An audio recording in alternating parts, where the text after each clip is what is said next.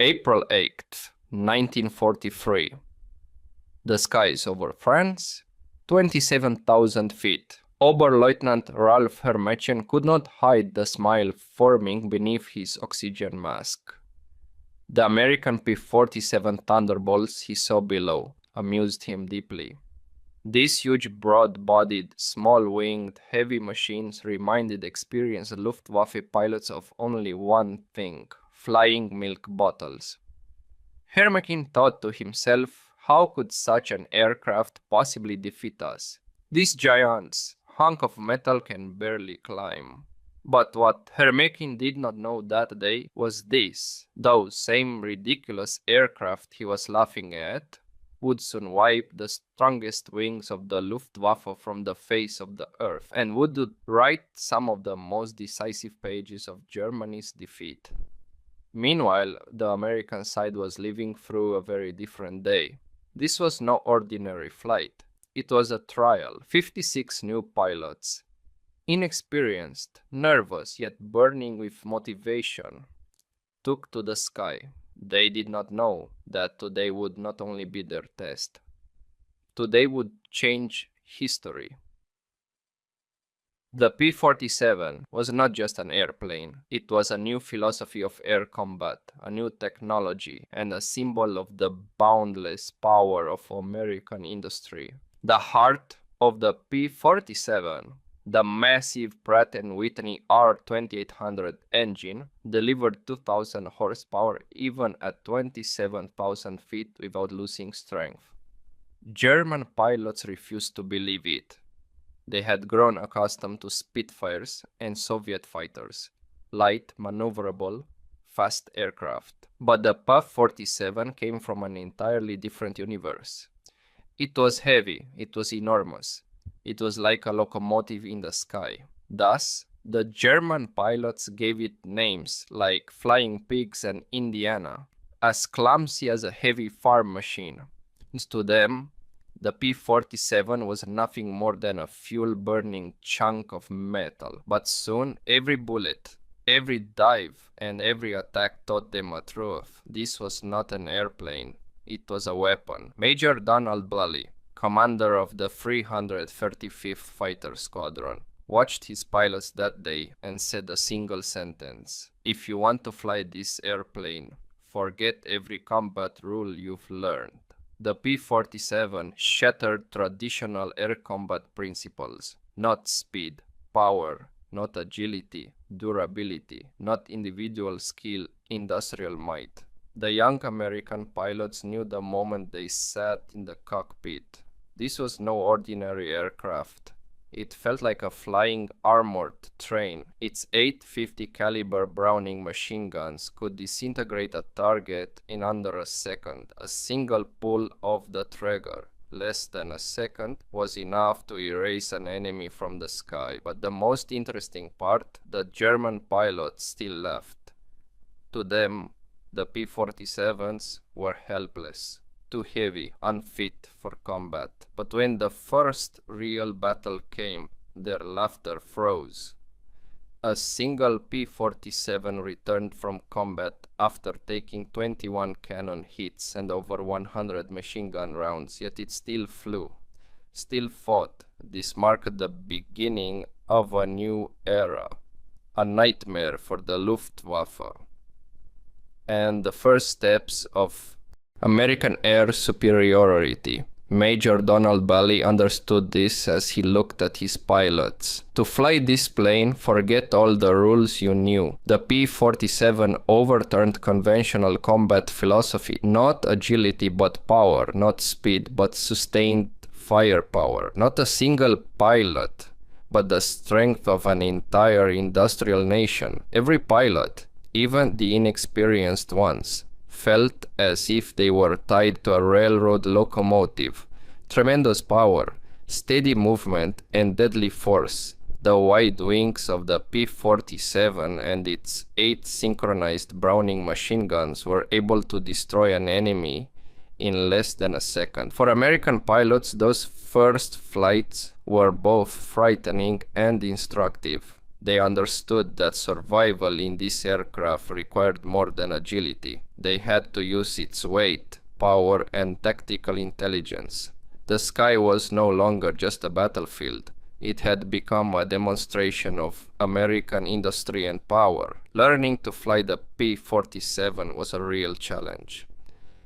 Major Hubert Hub Zemke, who commanded the 56th Fighter Group, trained in Bridgeport, Connecticut, and at first approached this massive American aircraft with skepticism. During training, many planes crashed, pilots lost control, and aircraft were destroyed. From September 1942 to January 1943 alone, Zemke's group lost 18 pilots and 41 aircraft. The huge engine and turbo-supercharger system gave maximum power even at very high altitudes, but it also required precision and experience from the pilot. For inexperienced pilots, this was a frightening and unpredictable adventure. Wing shudder, rapid torque rolls, sliding during landings, and the dreaded compressibility. Waves froze control surfaces, but for experienced pilots, these difficulties became advantages. Lieutenant Robert Johnson, a farm boy from Oklahoma, remembered his first flight in a P-47 like this. It was like being hitched to a locomotive. You didn't fly, you aimed. The power was unbelievable. Meanwhile, German pilots laughed from above. Compared to their Focke-Wulf 190s and Messerschmitt 109s, the P-47 seemed heavy, slow, and unmaneuverable. They called the P-47 Indiana and Flying Pigs. In the early months of combat, the statistics supported them. American pilots were inexperienced. The aircraft was unfamiliar and losses were high. But every unsuccessful flight became the foundation of future victories. In May 1943, in their first real confrontations, P-47S came under German fire, but suffered surprisingly little damage. One aircraft survived 21 cannon strikes and more than 100 machine gun hits. German pilots slowly began to understand. This aircraft was not just a combat machine. It was a weapon of destruction. American pilots also began developing new tactics. The tactic known as bomb and zoom emerged, diving from high altitude, striking with speed and weight, and escaping upward. The P-47's power and durability gave even inexperienced pilots the advantage over seasoned German veterans. For every pilot, the P-47 was not merely flying. It was the art of controlling death. Every failure in these early battles became the foundation for future success. German pilots transitioned from laughter to fear as they realized a new reality. These aircraft had the power to change the course of the war. In the spring of 1943, American pilots entered their first real battles over the skies of France. German pilots, the P-47 Thunderbolt, still appeared heavy and clumsy. But once real combat began, the confidence and experience of German aces started to crumble. Lieutenant Robert S. Johnson's experience symbolized this new phase of aerial warfare. His formation consisted of 48 P-47s, and they encountered German Focke-Wulf 190. Within the first seconds of the attack, Johnson's aircraft was severely damaged. The cockpit was shattered, the hydraulic system failed, and the engine shook violently. Despite these difficulties, Johnson managed to maintain control and return to England. The P-47's massive engine and armored frame protected the pilot, allowing the aircraft to keep flying despite heavy German fire. After this battle, German pilots began to treat the P-47 with more seriousness. Their initial shock and laughter turned into concern. W-190 pilots realized that the American aircraft they had mockingly named Indiana or Flying Pigs were in fact deadly machines. Tactical changes became inevitable. The Germans began trying to adapt new maneuvers that considered the P-47's durability and heavy firepower. But it was already too late. American pilots were now using new tactics to full effect, especially the boom and zoom strategy. A fast dive from altitude, a sudden strike, then climbing back to safety with speed and weight. During this period, the P-47's combat abilities shocked not only German pilots, but American pilots as well. Its massive guns, strong armor, and high speed brought an entirely new understanding of aerial combat. Each mission became not only a fight against the enemy, but also an opportunity for pilots to learn and exploit every capability of the aircraft. Thus, engagements demonstrated early signs of how the P-47 would change the outcome of the air war.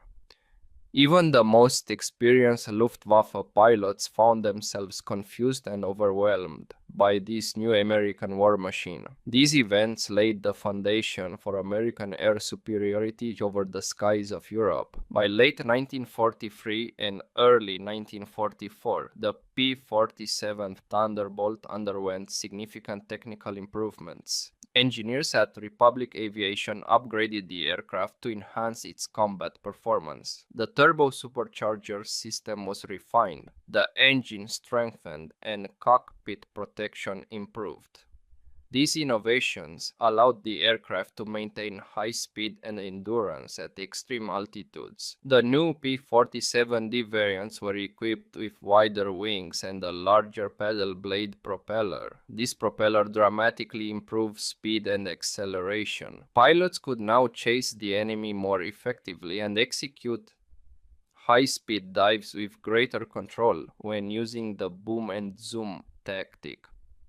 German pilots still called the P-47 a pig or slow, but the new improved version stunned them. American pilots now relied not just on firepower. The aircraft's weight and speed granted tactical superiority. Many German pilots were forced to rethink their years of combated experience after witnessing the P-47's power. These technical enhancements also increased pilot survivability. The armored cockpit and engine allowed the aircraft to continue flying even under heavy. Beginning in the summer of 1944, the P-47 Thunderbolt was no longer used only for air combat.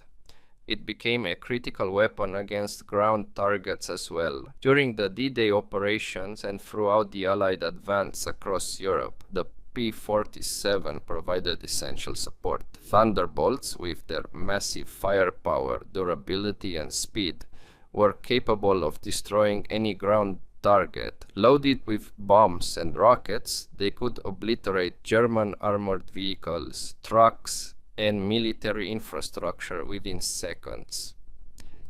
In a single ground attack mission, several P-47 could release nearly 160 armor-piercing and incendiary rounds on enemy columns. This completely disrupted German movements and provided strategic advantage to Allied ground forces. Ground attacks by P-47s also had a powerful psychological effect. German soldiers feared the thunderous roar of the Thunderbolt's guns, a sound that shattered morale long before the attack struck. By mid-1944, P-47s had also gained long-range capabilities. External fuel tanks allowed them to fly over 1,000 miles, enabling deep strikes into German territory. This was especially crucial during the D-Day invasions, where Allied troops relied heavily on air support. In addition, P-47s were used to weaken German air defenses. The Thunderbolt's speed and armored cockpit allowed it to survive even the heaviest German anti-aircraft fire. Pilots combined skill with tactical precision to destroy German positions accurately. By this stage, the P-47 Thunderbolt had become the primary multi-role fighter of the US Army Air Forces. Its success in both air-to-air and air-to-ground combat forced a dramatic shift in German military strategy. The aircraft that German pilots had once mocked was now one of the most feared machines on the battlefield. In late 1944 and early 1945, with the appearance of German jet fighters on the battlefield, P-47 Thunderbolt pilots faced new challenges. The Messerschmitt Me-262, with its speed and agility, was a real threat to propeller-driven aircraft.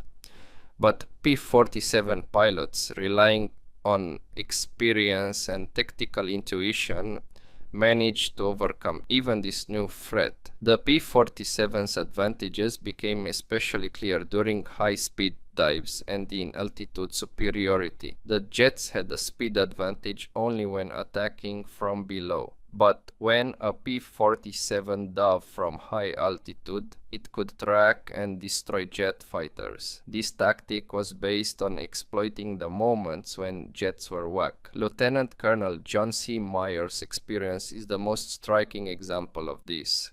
Diving from 27,000 feet, Meyer encountered a Mi-262. He neutralized the jet's speed advantage and destroyed it. This demonstrated that American pilots could fight not only propeller-driven aircraft, but also the new generation of jets. The P-47's strong armored cockpit and weapon system minimized the risk of jet attacks.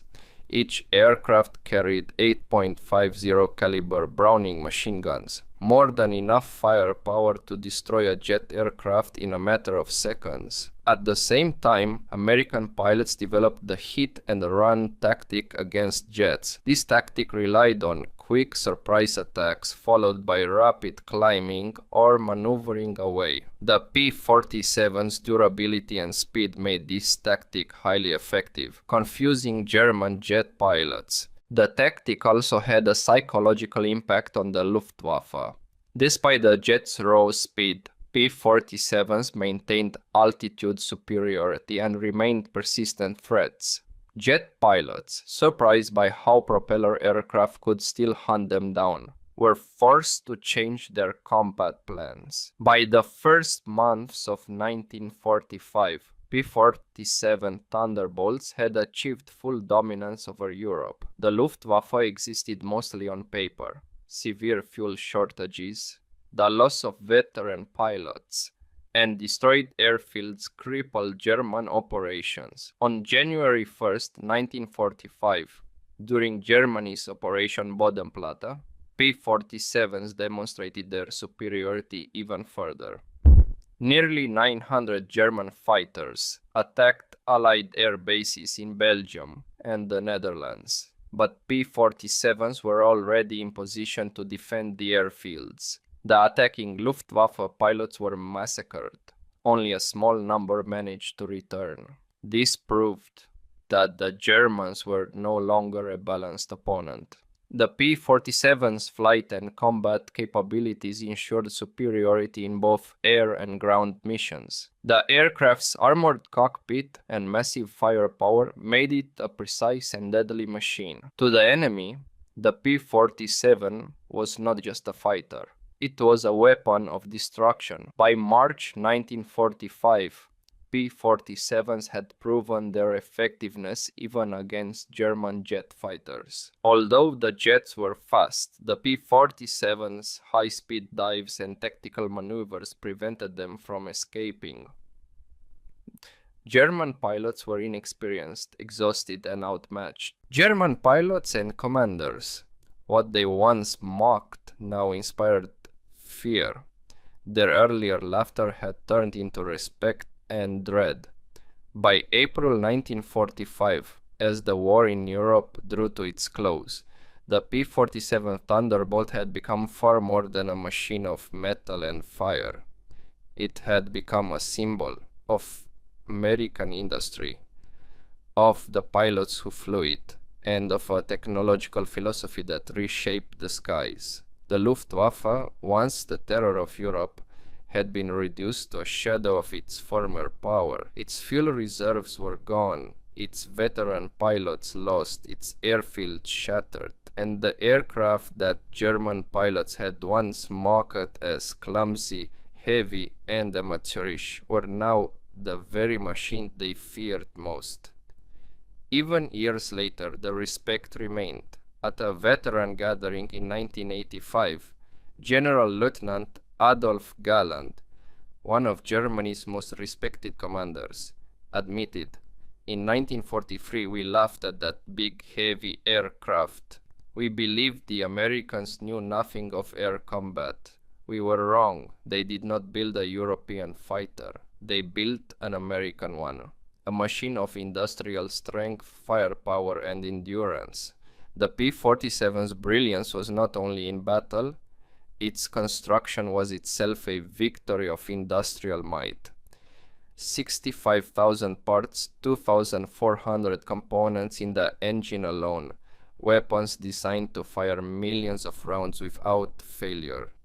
Every bolt and rivet assembled with precision by American workers, many of them women and young people, who kept the wartime factories alive. For pilots, the P-47 was not just a fighter, it was a guardian. Its armored cockpit saved lives, its tremendous firepower ended battles in seconds.